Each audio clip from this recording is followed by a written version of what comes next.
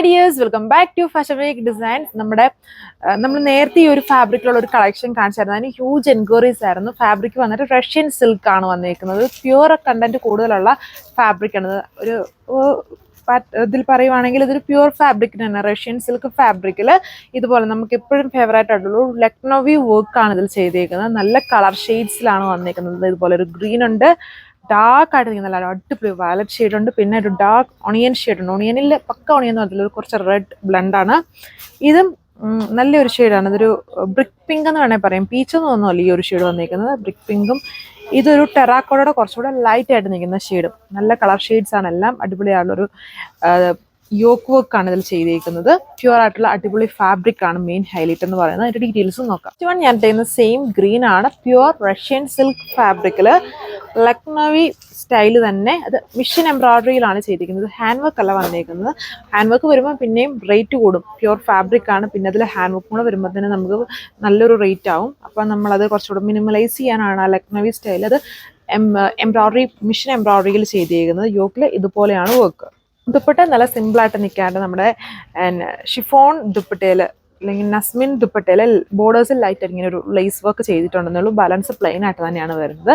ടോപ്പിലാണ് ഈ ഒരു ലക്നോവി വർക്ക് കൊടുത്തേക്കുന്നത്. നല്ലൊരു ലക്നോവി വർക്കാണ്. അത് ലൈറ്റായിട്ട് ചെറിയ ചെറിയ സീക്വൻസ് ഇടയ്ക്കൂടെ യൂസ് ചെയ്തിട്ടുണ്ട്.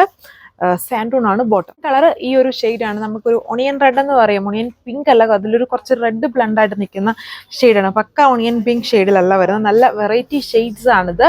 പ്യുവർ റഷ്യൻ സിൽക്ക് ഫാബ്രിക് ആണ് ചെയ്തേക്കുന്നത്. നേരത്തെ ഈ ഒരു ഫാബ്രിക്കിൽ നമ്മളിങ്ങനെ ഒരു എല്ലാവരും ഓർക്കുന്നില്ലായിരിക്കും, ഒരു വർഷമായെന്ന് തോന്നുന്നു, ഒരു കുഞ്ഞു കുഞ്ഞ് പൂട്ടായിട്ടുള്ളൊരു വർക്കും ദുപ്പട്ട ഇതുപോലെ തന്നെ ഷിഫോണുമായിരുന്നു അന്ന് ചെയ്തേക്കുന്നത്. അത് 2-3 ടൈംസ് റീസ്റ്റോക്ക് ചെയ്തായിരുന്നു. ആ സെയിം ഫാബ്രിക്കിൽ തന്നെ ഇത്തവണ നമ്മുടെ എല്ലാവരുടെയും ഫേവറേറ്റ് ആയിട്ടുള്ള ലക്നോവി വർക്കാണ് കൊണ്ടുവന്നിരിക്കുന്നത്. 2.6 മീറ്റർ ആണ് എൻ്റെ ടോപ്പ് ലെങ്ത്. ദുപ്പട്ട 2.4 വരും. അടുത്ത ബ്യൂട്ടിഫുൾ ആയിട്ടുള്ള ഷെയ്ഡ് വന്നിട്ട് ഡാർക്ക് വയലറ്റ് ഷെയ്ഡാണ്. ഇതൊക്കെ എപ്പോഴും എല്ലാവർക്കും ഫേവറേറ്റ് ആണ്. ഇതിലെ കളേഴ്സ് എല്ലാം ഭയങ്കര സെലക്റ്റീവ് ആയിട്ടുള്ള എല്ലാവർക്കും ഇഷ്ടമാകുന്ന കളർ ഷെയ്ഡ്സ് ആണ്. വീഡിയോയിൽ കാണുന്നല്ല, നേരിട്ട് കണ്ടാൽ എല്ലാവർക്കും ഇഷ്ടമാകുന്ന അടിപൊളി ഷെയ്ഡ്സ് ആണ്.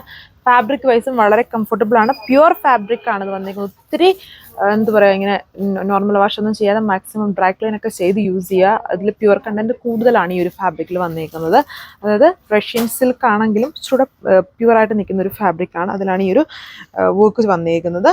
സിമ്പിളായിട്ട് വരും. എന്നാൽ എല്ലാവർക്കും ഒത്തിരി ഓവറല്ല, ബേസ്ഡ് ഓണിൽ തന്നെയാണ് എംബ്രോയിഡറി വർക്ക് വന്നിരിക്കുന്നത്. സിമ്പിളായിട്ട് യൂസ് ചെയ്യാൻ പറ്റുന്ന ഒരു ദുപ്പട്ടയാണ്. ബോട്ടം സാൻഡൂൺ ഫാബ്രിക്കിലാണ്. റേറ്റ് 1290. ഞാൻ അടുത്ത ഷെയ്ഡ് വന്നിരിക്കുന്നത് നല്ലൊരു കളർ ഷെയ്ഡാണ്. ഒരു ബ്രിക്ക് പിങ്ക് എന്ന് വേണമെങ്കിൽ പറയാം. നല്ല പീച്ച് അല്ല, അതിനേക്കാളും കുറച്ചുകൂടെ ഡാർക്ക് ആയിട്ട് നിൽക്കുന്ന നല്ലൊരു കളർ ഷെയ്ഡാണ്. ഇതെല്ലാം ഭയങ്കര സ്റ്റാൻഡേർഡ് ആയിട്ട് നിൽക്കുന്ന കളർ ഷെയ്ഡ്സ് ആണ്. ആൻഡ് വർക്ക് ആണെങ്കിലും എല്ലാവർക്കും ഇഷ്ടമാണ്. ബ്യൂട്ടിഫുൾ വർക്ക്, സിമ്പിൾ സെറ്റാണ്. അതിൽ മിഷൻ എംബ്രോയിഡറി വർക്കിലാണ് ഈ ഒരു നമ്മുടെ ലക്നോവി വർക്ക് ചെയ്തേക്കുന്നത്.